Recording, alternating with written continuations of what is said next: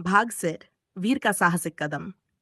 पिछले भाग में हमने देखा कि वीर ने वह दस्तावेज अपने पास रख लिया था जो साजिश की गहरी परतें खोल सकता था।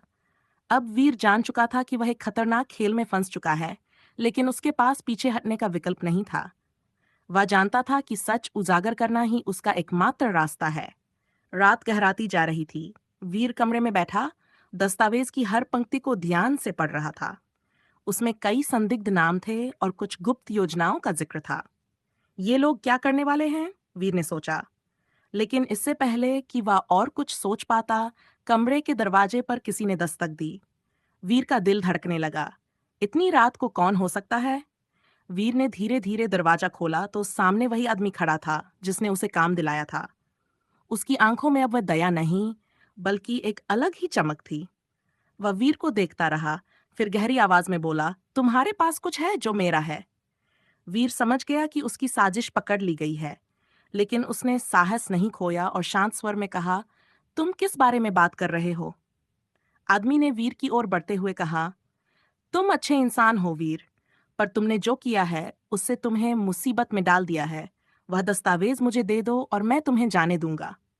वीर ने मन ही मन निर्णय लिया कि अब पीछे हटने का समय नहीं है।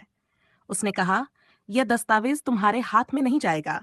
तुम जो भी कर रहे हो वह गलत है और मैं इसे किसी को बताऊंगा। आदमी ने एक क्रूर हंसी हंसते हुए कहा, तुम समझते नहीं हो वीर। तुम अकेले हो और इस शहर में तुम्हारी कोई मदद नहीं करेगा। तभी वीर को एक योजना सूझी। उसने दस्तावेज दिखाते हुए कहा, अगर तुमने मुझे कुछ किया तो यह दस्तावेज तुम्हारे खिलाफ इस्तेमाल होगा। वह पीछे हटकर अपने फोन की ओर इशारा करने लगा, जैसे किसी को कॉल करने वाला हो। आदमी ठिठक गया। फिर अचानक वीर ने एक कोने की ओर देखा, जहां से एक परछाई धीरे धीरे निकलकर सामने आई।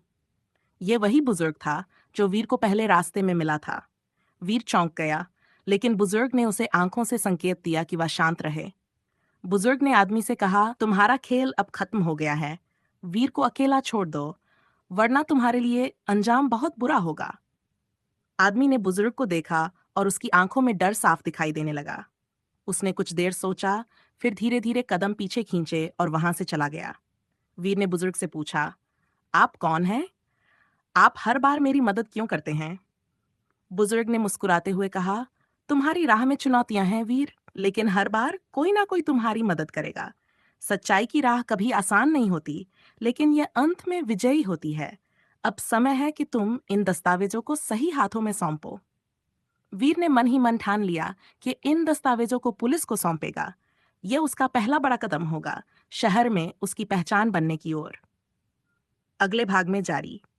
अगले भाग में जानिए, वीर किस तरह इन दस्तावेजों को पुलिस के हवाले करता है और कैसे उसकी जिंदगी में एक नया मोड़ आता है।